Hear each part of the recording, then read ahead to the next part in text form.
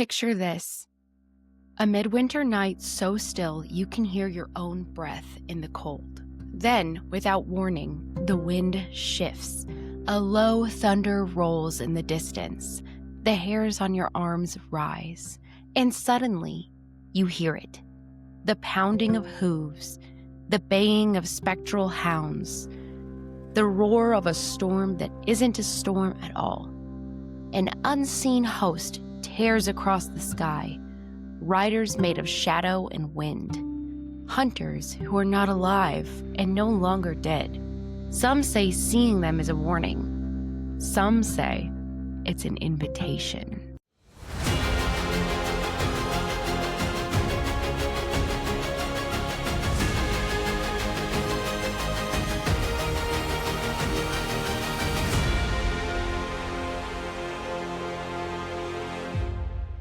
Welcome back to Fireside Frith, a hearth for Norse pagans and the curious alike. I'm Susanna Wandering Star, a kindred leader and local Githya, here to tell stories, wisdom, and real talk about living our path today. Whether you're a longtime heathen or just curious about the Norse pagan spirituality, you're in the right place. And if you want to dive deeper, visit theancestral.com for resources, classes, and community spaces. You can also join our public Facebook group by searching for the Ancestral Community, Inc. Tonight's theme is one of the most haunting and widespread mythic motifs in all of Northern Europe.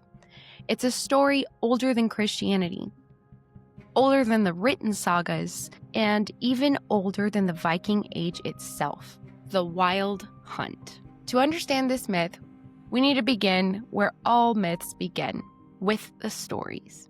Part 1, Mythology. In a nutshell, the Wild Hunt is a supernatural procession in folklore, often led by the god Odin, that rides through the sky, usually during winter storms. It is a terrifying and chaotic group of ghostly riders, hounds, and other beings, often considered a bad omen for war, plague, or disaster. People who were caught outside their homes were believed to be abducted by the hunt. In Germanic and Norse traditions, the Wild Hunt is a spectral host of hunters sweeping through the winter sky. In Scandinavia, it's often specifically associated with Odin, who leads the hunt on his 8-legged steed, Sleipnir. Across Europe, the leader could be Odin, Woden, or Wotan, also Frau Holle or Perchta.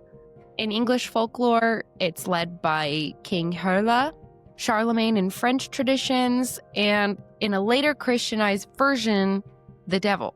There are also some cultures that have folklore about the Wild Hunt being led by demonic or restless dead kings. So why so many leaders? I'm so glad you asked, because the Wild Hunt is older than any one mythology. It's a reflection of something humans experienced long before structured religion. Each culture placed their most powerful supernatural figure at the head of the hunt. In Norse regions, Odin fits perfectly because he's the master of the dead, god of winds and storms, leader of the Einherjar, who are the brave warriors who died in battle and were chosen by the Valkyries to be brought to Valhalla. He is a shaman who rides between two worlds, and he rides Sleipnir, the 8-legged horse, who is known to travel through multiple realms. The hunt is one of the clearest expressions of Odin's dark, liminal, and mystic roles. The Scandinavian name Oskaria, the Asgard ride, or Asgardsrian, the ride of the gods, and sometimes Odin Yacht, which translates to Odin's hunt, tying the myth directly to the Aesir's realm. However, the story of the Wild Hunt is found all across Europe, and other figures lead the hunt, as mentioned before. The riders in the hunt are made up of otherworldly beings: the dead, elves, sometimes fairies, Valkyries, and hounds. The Wild Hunt is a motif, not just a single story. Across Europe, from Scandinavia to Germany to the British Isles, people told tales of this ghostly procession involving a storm of spirits, with a host of riders led by a supernatural figure. A lot of these tales tell of hounds with fiery red eyes and winds so strong that they rattled doors, and souls crying out from the sky. These weren't just ghost stories. They were explanations. Ancient attempts to make sense of the terrifying power of winter storms, death, and the unknown. The wild hunt isn't always visible. Sometimes it was only heard. The howl of the wind described as the howling of hounds, the thunder as the rumbling of hooves. Descriptions from lore often include a black wind filled with voices, riders clothed in mist and lit by moonlight, horses with smoking hooves, dogs whose eyes burned like coals, chains or metal clattering, a silent storm, kind of like a roaring wind with no natural cause, whirlwinds, especially around crossroads, lights in the sky that were not stars. For ordinary people, this was terrifying. You did not want the hunt to notice you. Some traditions say to drop flat on the ground if you're caught outside during the wild hunt. Some say to turn your pockets inside out. Others say to cast yourself face first into the dirt and pray the riders pass over you, because to be seen was to be marked. Some traditions believe that the hunt came to claim the souls of the newly dead. Others believed it collected warriors who died that year. There were some that also said that it swept up anyone in its path, collecting bodies and souls of those who were deserving, or some that are not. Pretty much just anyone outside of their home in the winter storms. I see this reoccurring theme of personifying anything natural that is so magnificent that there's no way this is reality. Those caught by the wild hunt could be abducted and taken to the underworld or the fairy kingdom, depending on where you're hearing the story from. It was also believed that one's spirit could be pulled away while sleeping to join the hunt. And there was no advice on how to avoid that. So I'm going to stick with the just stay in your home and hopefully they won't come and scoop me up. Anywho, the wild hunt was often seen as a bad omen, foreboding war, plague, or death for anyone who witnessed it.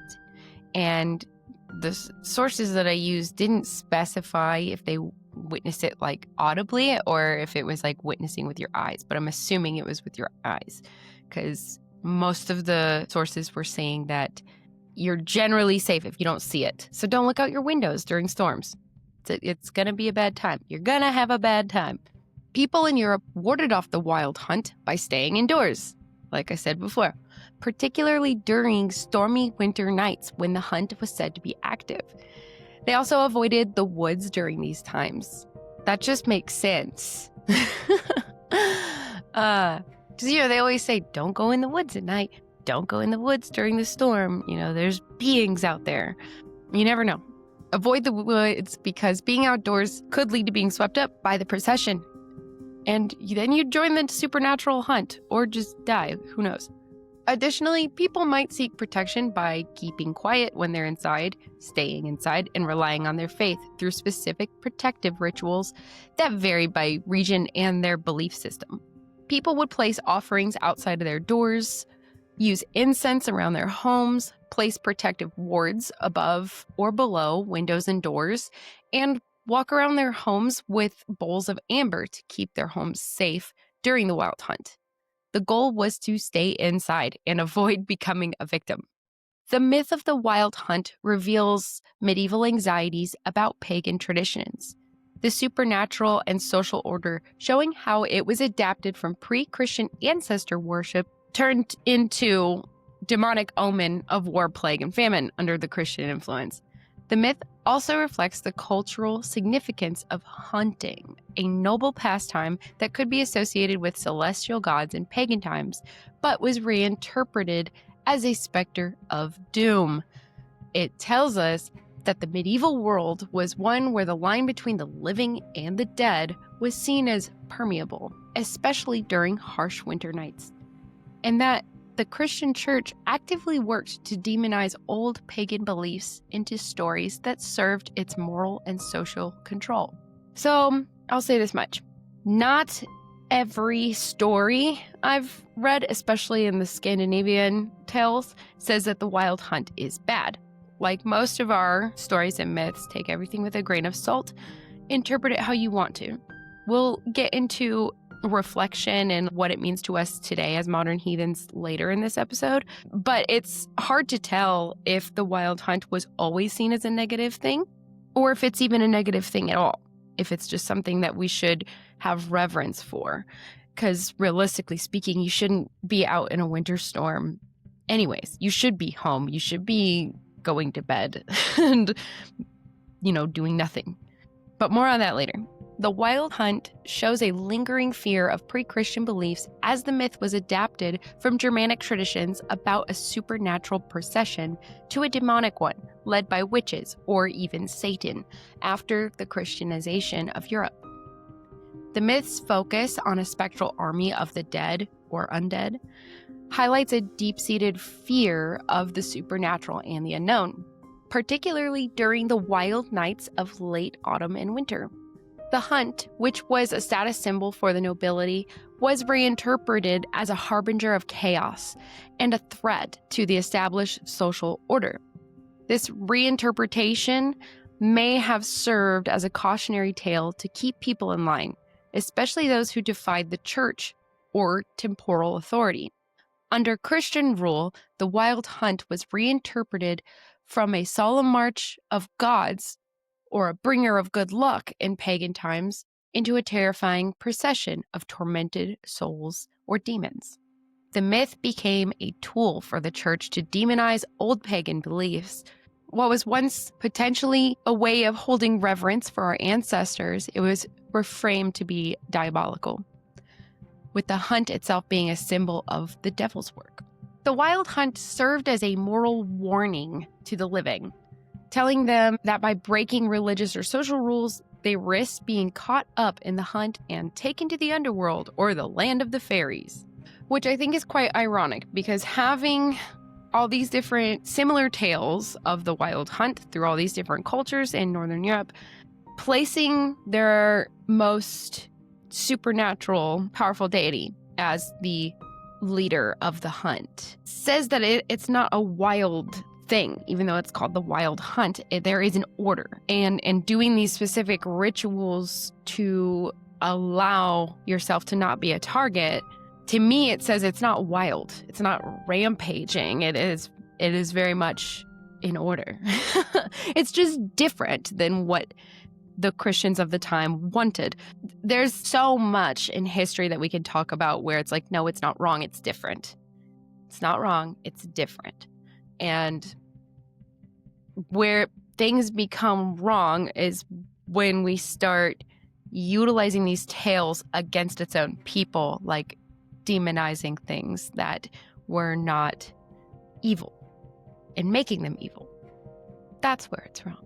But anywho, the myth also demonstrates how hunting, a central activity for medieval nobility, could be tied to the spiritual world, both in its pagan origins and later Christian interpretations. While noble hunts were seen as a sign of status and prowess, the wild hunt turned the act of hunting into a dangerous and often fatal experience for those who witnessed it.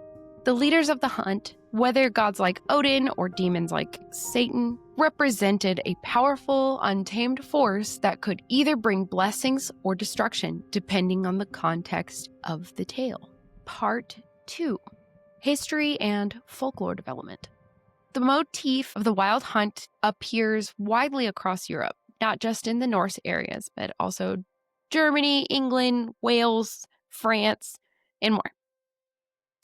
And scholars believe that the wild hunt may originate from other things like funerary processions, ancestral rites at midwinter, warrior cults, of course, storm and sky deities, shamanic trance traditions. There's got to be a better word than shamanic, because we all know, if you guys have listened to my episode on Sather, what episode was that? Episode 20? It was blocked for a minute, but it's not anymore. We're good. So episode 20 is on Sather and Galder.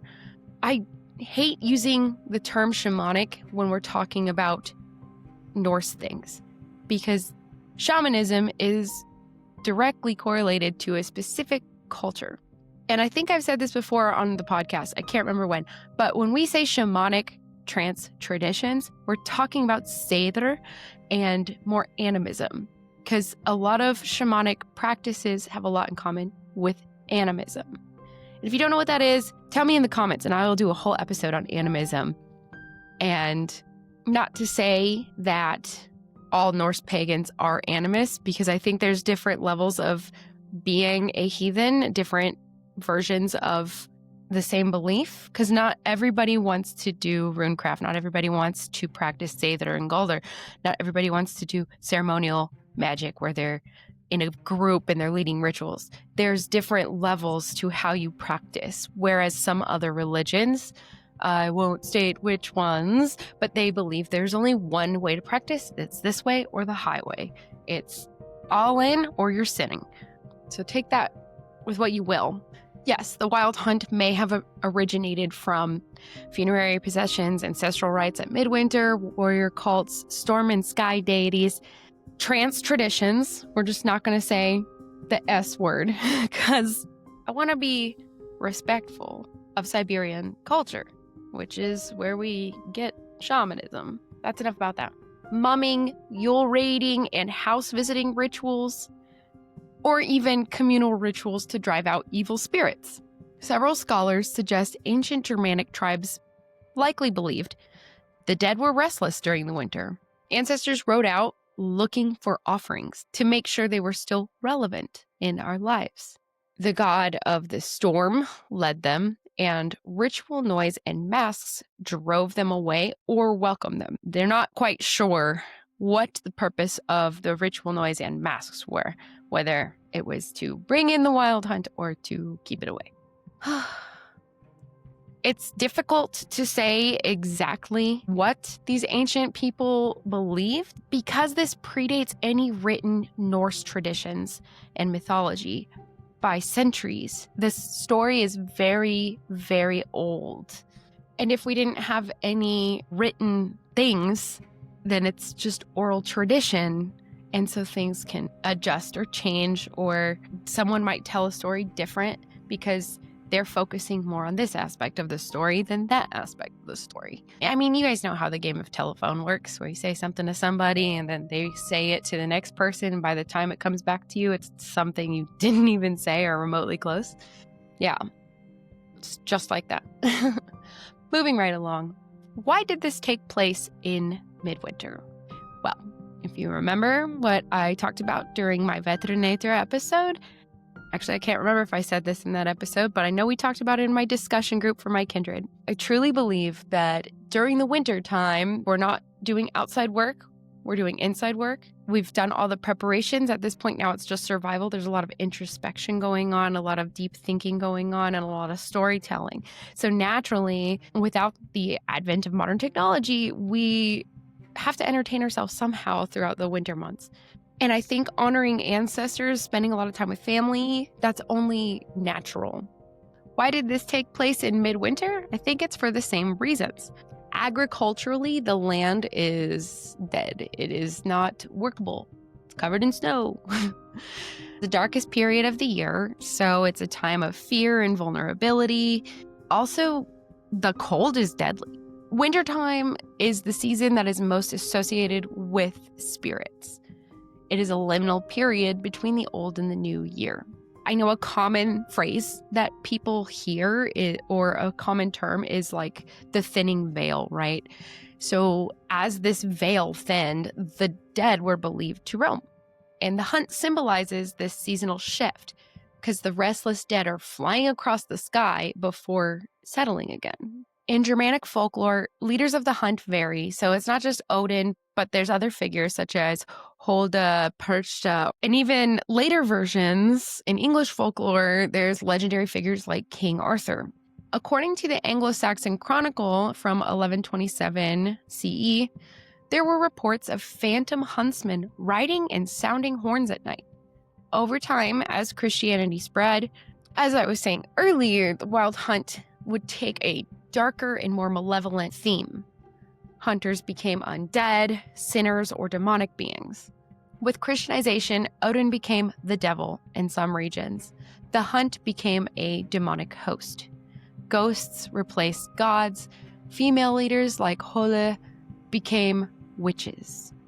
However, people did not stop believing in the hunt. It continued in English folklore, German tales, Scandinavian farm tales, Icelandic legends, and Alpine Perchenlaufen traditions.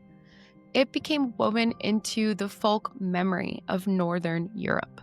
Some scholars suggest that medieval masked men riding through the countryside during Yule festivals may have influenced or preserved aspects of this myth in folk tradition.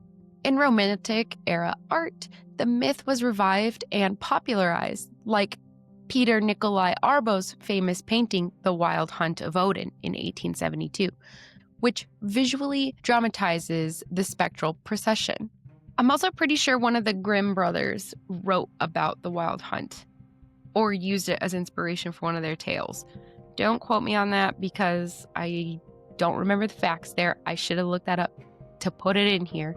If you guys know what I'm talking about, leave a comment. I'll read this story and maybe we'll do a story time. That could be cool. Part 3. Reflection and Symbolism. The Wild Hunt often symbolizes chaos, the unpredictable forces of nature, and the boundary between life and death. It's also a warning of disaster. Folklore links sightings to war, famine, or plague. The fact that the hunt is often heard but not seen suggests that it's more than just a physical phenomenon. It is deeply psychological and spiritual, representing unseen forces that cannot be ignored. From the myth of the Wild Hunt, we can learn about the ancient human tendency to personify and give meaning to chaotic and terrifying natural phenomena like storms and winter. The myth also teaches lessons about the consequences of one's actions, the balance between the living and the dead, and the societal reinforcement of moral codes, all while reflecting deeper psychological fears and the cyclical nature of life and death. Understanding the unknown and maintaining social order was a theme that I saw because the myth helped ancient peoples explain the terrifying forces of nature, especially storms and the harshness of winter. It provided a framework to understand what they could not control or explain. The Wild Hunt also served as a cautionary tale to reinforce social boundaries. It was used to warn people against breaking rules such as stealing, betraying oaths, or disrespecting sacred times, like during rituals, by threatening them with eternal punishment for their transgressions. I also feel that we can look at this from a psychological or symbolic angle and take some tips from Carl Jung about the shadow self. So the hunt can represent the shadow, the darker repressed aspects of the human psyche, including our fears, anxieties, things that we try to ignore and can't really control. The myth connects to the cyclical relationship between death and rebirth, acting as a symbol of the dead who mediate between the living and cosmic forces. For those who went missing, especially in cold weather, the myth offered a less harsh explanation than a brutal accident. It was more comforting to think and imagine loved ones joining the hunt with the ancestors than to think of them dying alone and freezing to death. Man, that sounds so sad. We're still talking psychologically. So what themes do we get from Odin being the leader of the hunt? We see him as a guide of souls who are passing. We see him as the storm god because the winds themselves are his host. And because he can just pick up anybody on this wild hunt, we see him gather the dead, like the Valkyries. He's also a master of ecstasy and frenzy. The Vod in Vodin means frenzy, inspiration, and madness. And we do see how it is the wild hunt. Though there is order and social structure to the wild hunt itself, to us non-supernatural beings, it is out of our understanding of why this happens. So to us, it could see like madness taking people just because they're outside of their homes. But maybe that person was deserving and we didn't know about it. You never know. Or maybe they weren't deserving. It was that one version of the tale where it doesn't matter if you're outside, you're getting got. You're getting got. This goes back to something I said earlier. The wild hunt is not evil. It is wild. It is liminal. It is dangerous. Just like Odin, just like some of the other primordial beings in Norse mythology. Is it bad? Yeah, if you're a human. But is it intentionally destructive towards us? Not necessarily. It just is. It's not a good or evil type thing. It's this being is doing what it does because that's what it does. Does that mean it is evil? Absolutely not. The hunt also echoes Odin's own travels. His path through Seidr, that spiritual journeying through different realms, his quest to find wisdom from the dead, his hunger for wisdom in all forms that he can get it.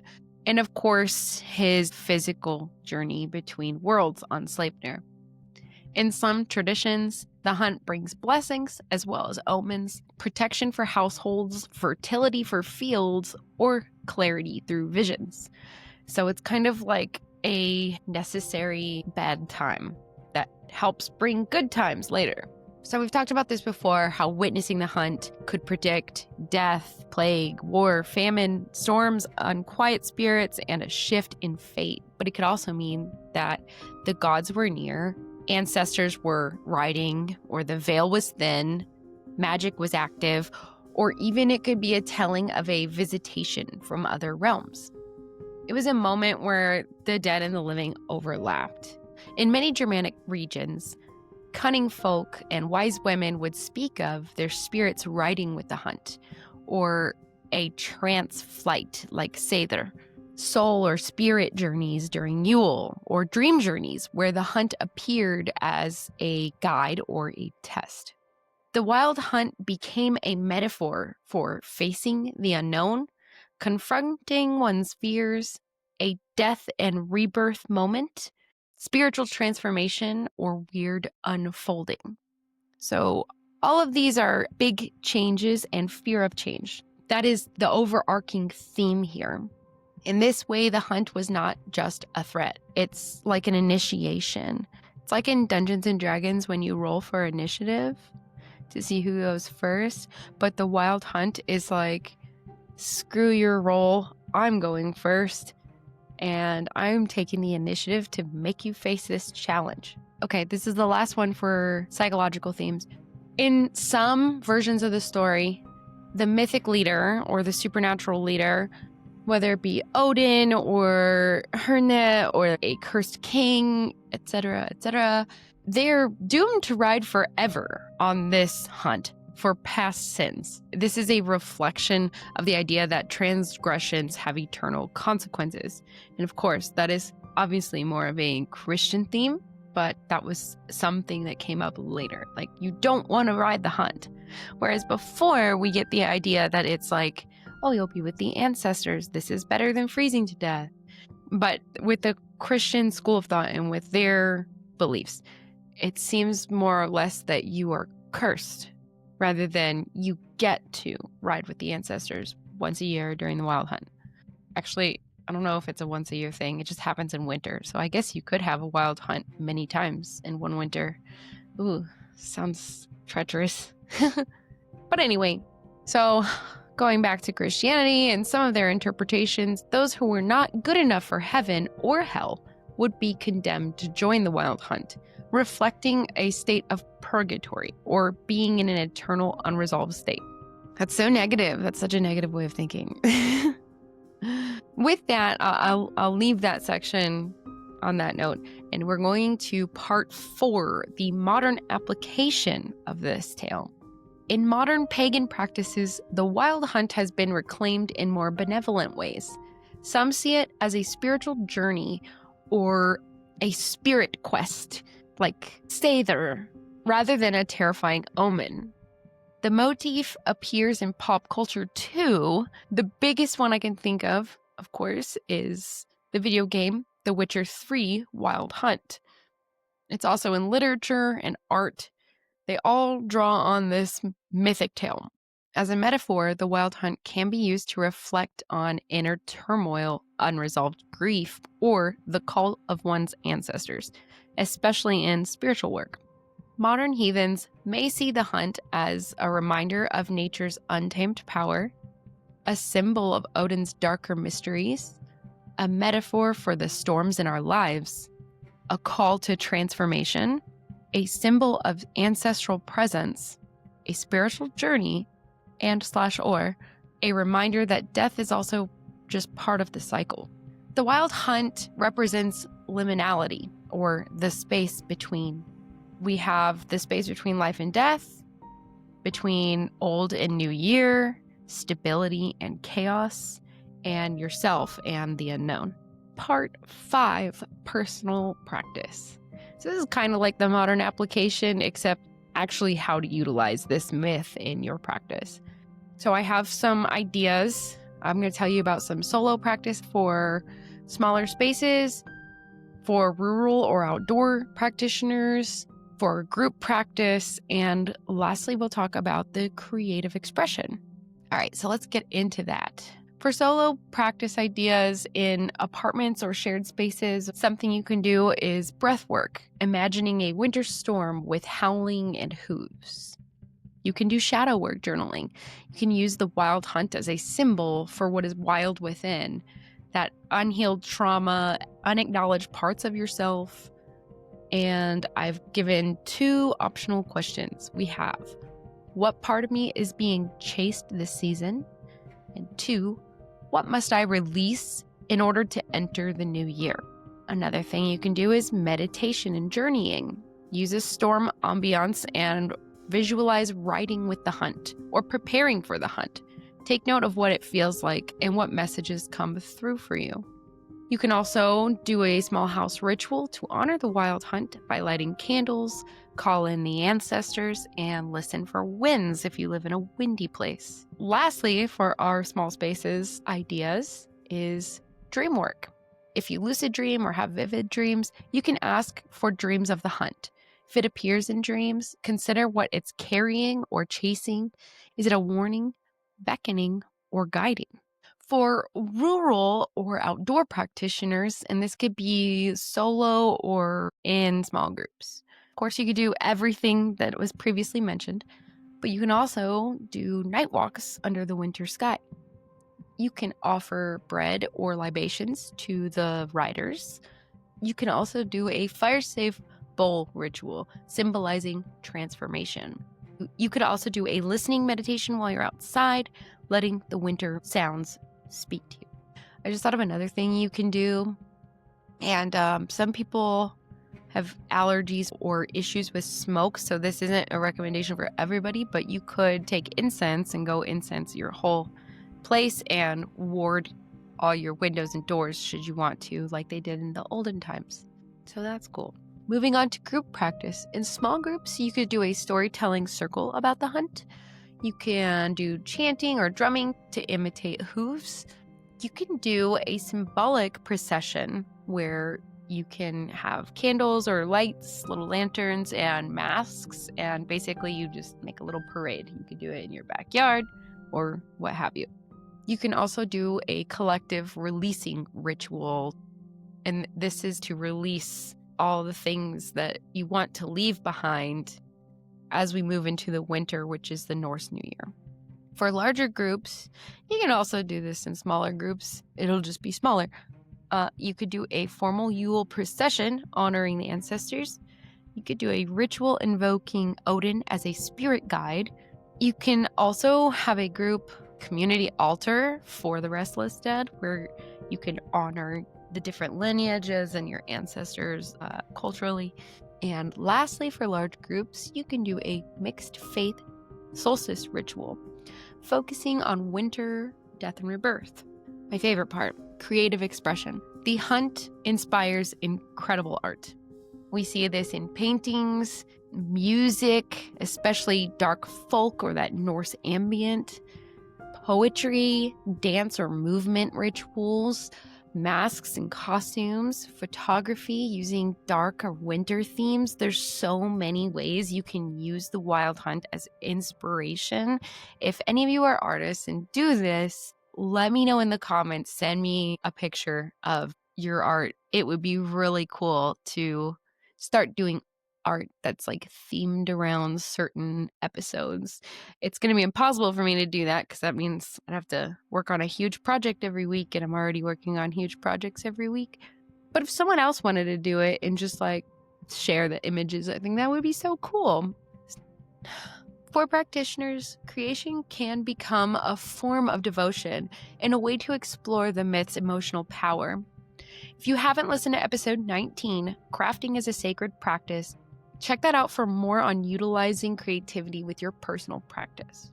Reflection and personal connection. Here are some prompts that you can use in your groups for like a discussion, or you can use it for journaling. Question number 1. What in your life feels like the pounding hooves of inevitable change? This can be aging, personal growth, relationships, loss, life stages, career shifts, finances, or health. Question 2. Where do you feel pursued by something you've avoided? Question 3. What are you ready to let die or let go of before the new year begins? Question 4. If the hunt rode past your window tonight, what would it be calling to you to face? I'll answer some of those questions just so you guys, I guess, get to know me a little better. Here we go. For me, the inevitable change was retiring from the military and starting my own business. I think I've avoided making boundaries creatively with my sewing, and it has led to many schedule conflicts and burnout and just exhaustion. The biggest one is people wanting Halloween costumes, and they reach out in the month of October. Some of the costumes I make take a month or 2 to produce, so that doesn't give me enough time. And so, gosh, I tell people, if you want something for Halloween, pick it out in January. Let me know in January. So it's the same thing with gifts and deadlines. How I'm choosing to move forward is by creating some policies to go on my website that show clear boundaries and realistic times for my custom outfits. That way I can make time for other things like my personal practice and home rituals. Those often get put on the back burner between running this podcast and my other responsibilities. I go back and forth. Some weeks are more busy, some weeks are not.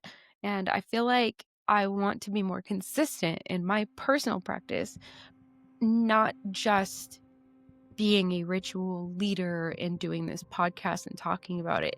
Like, I really think doing this podcast and talking about it all the time has really helped my practice grow in a lot of ways. So I would just like to keep feeding that growth by creating boundaries with my business so I can have my me time back. And I know that's like a normal thing for adults to do, but if you aren't new to the podcast, you know that I have ADHD really bad, and I've only been medicated recently, and they just changed all my stuff about 3 weeks ago. And I feel like I can focus a lot better, and I can sleep at night. So that's a good thing. My brain feels clearer because I'm sleeping more. That's another thing that was an inevitable change, is like trying meds. I needed to try meds because even if I don't stay on meds for forever, if I develop healthy habits while on meds, I can carry those in to my future non-medicated self, hopefully. We'll see. Anyway, that was like a lot. My bad. Well, that being said, that's the episode. That's all I got to say.